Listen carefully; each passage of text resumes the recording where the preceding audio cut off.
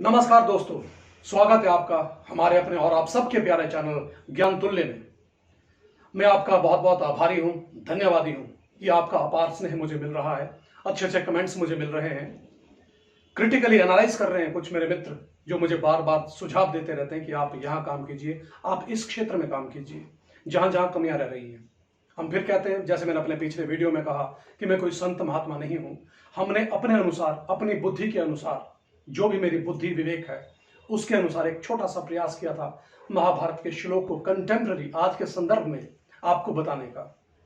तो वैसे ही उसमें एक जो बहुत अच्छी और महत्वपूर्ण बात थी, तो उसमें महत्वपूर्ण बात सबसे अच्छी ये थी कि अर्जुन ने अपने आप को पूरी तरह से भगवान श्री कृष्ण के सुपुर्द यानी कि समर्पण कर दिया था अपने आप को उनके श्री चरणों में कि केशव, कृष्ण, मित्र, सखा, तू ही है, जो कुछ है मेरा बेड़ा तू ही पार लगाएगा। तो दोस्तों, आज हम इसी पर बात करते हैं, समर्पण की। समर्पण क्या है दोस्तों? जिंदगी में आगे बढ़ने के लिए समर्पण की अति आवश्यकता रहती है। समर्पण मीन्स टोटल डिवोशन। आप किसी के प्रति कितने समर्पित रहते हो, चाहे वो आपका काम हो, चाहे वो आपकी पढ़ाई हो, या चाहे आपका कोई भी इंटरेस्ट की फील्ड हो जिसमें आप अपने आप को पूरी तरह से डिवोटेड महसूस करते हैं। आज हम थोड़ी सी बात करेंगे समर्पण के ऊपर। जैसे विद्यार्थी को अपने आप को अपने गुरुओं के प्रति पूर्णतः समर्पित कर देना चाहिए। जैसे मैं एक विद्यार्थी हूं, जो भी अध्यापक मुझे पढ़ा रहा है मुझे उसके प्रति पूर्ण श्रद्धा होनी चाहिए, उसके प्रति पूरा सम्मान होना चाहिए कि जो कुछ वो मुझे करवा रहा है, पढ़ा रहा है, वो बहुत अच्छा है।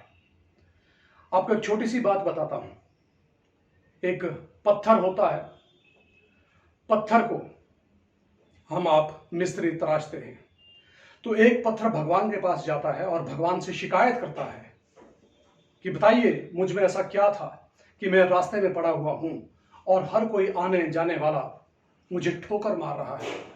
दूसरा, मेरा ही भाई एक और पत्थर है जो मंदिरों में बैठा हुआ है, प्रतिष्ठित है, लोग उसकी पूजा कर रहे हैं, उस पर जल, दूध, शहद अर्पित कर रहे हैं, पुष्प चढ़ा रहे हैं। तो मुझ में ऐसी कौन सी बुराई थी भगवान? तो ईश्वर कहते हैं तुम में कोई बुराई नहीं थी। शायद तुम्हें याद नहीं है, जब मिस्त्री छेनी हथौड़ा लेकर के पहली बार तुम्हारे पास ही आया होगा तो तुमने समर्पण करने से मना कर दिया। अर्थात तुमने मिस्त्री की छेनी हथौड़ी की चोटों को सहने से इनकार कर दिया।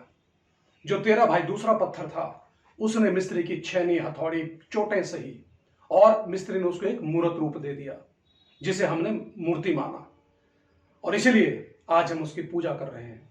लोग आ रहे हैं, उस पर फूल चढ़ा रहे हैं, श्रद्धा से नमन कर रहे हैं। तो ये उस पत्थर का क्या था? उस पत्थर का उस मिस्त्री के प्रति संपूर्ण समर्पण था।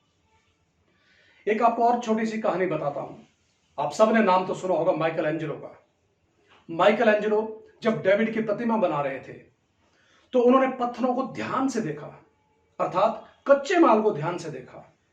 कच्चा माल, इंसान के रूप में कच्चा माल क्या है? इंसान के रूप में कच्चा माल है उसकी इनबॉर्न क्वालिटीज, जो कुछ एक उसके ऐसे विचित्र गुण होते हैं जो उसको अपने सगे भाई बहनों से भी अलग कर देते हैं। वो है इनबॉर्न क्वालिटीज और इंसानों में कच्चा माल। तो माइकल एंजेलो जब डेविड की प्रतिमा बना रहे थे तो उन्होंने इस बात का ध्यान रखा कि कच्चा माल अर्थात पत्थर किस क्वालिटी का हो, उच्च क्वालिटी का हो। उन्होंने काफी समय संगमरमर को तलाशने में व्यतीत कर दिया। तो इंसान की भी जब आप कच्चे माल की यानी कि उसकी इनबॉर्न क्वालिटीज की बात करते हैं तो उन्हें ढूंढने में काफी वक्त लगता है। तो यही एक अच्छे अध्यापक की खासियत होती है, अच्छे गुरु की यही पहचान होती है। जैसे अच्छे शिष्य की भी पहचान होती है कि वो अपने आप को पूरी तरह से अपने गुरुओं पर समर्पित हो जाए या अपने आप को गुरुओं के समर्पण कर दे, समर्पित कर दे। तो माइकल एंजेलो ने जब अच्छी क्वालिटी का संगमरमर तराशा, इसलिए डेविड की इतनी खूबसूरत प्रतिमा बन गई। तो वैसे ही, ठीक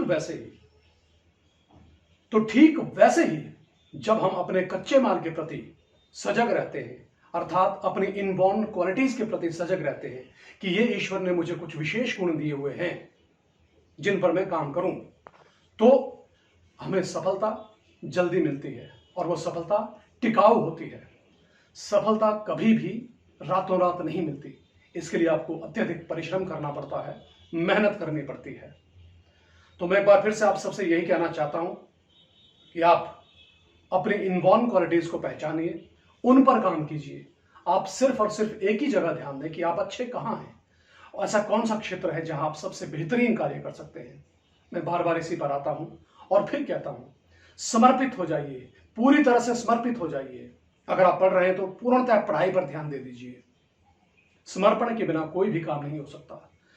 हम ज्यादातर असफल क्यों होते हैं? हम विश्लेषण करने बैठ जाते हैं, एनालिसिस करने बैठ जाते हैं, लॉजिक ढूंढने बैठ जाते हैं, और यही लॉजिक हमें कई बार जीवन में असफल कर देते हैं। तो दोस्तों, छोटी छोटी प्यारी प्यारी बातों के लिए आप सब लोग हमारे साथ बने रहिए, अपने कमेंट्स देते रहिए, अपनी प्रतिक्रियाएं देते रहिए, अपने सुझाव देते रहिए कि हम और बेहतर और बेहतर और बेहतर क्या करें, और ऐसे कौन कौन से विषय हैं जिस पर आप हमसे कुछ सुनना पसंद करेंगे।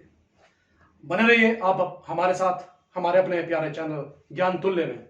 धन्यवाद।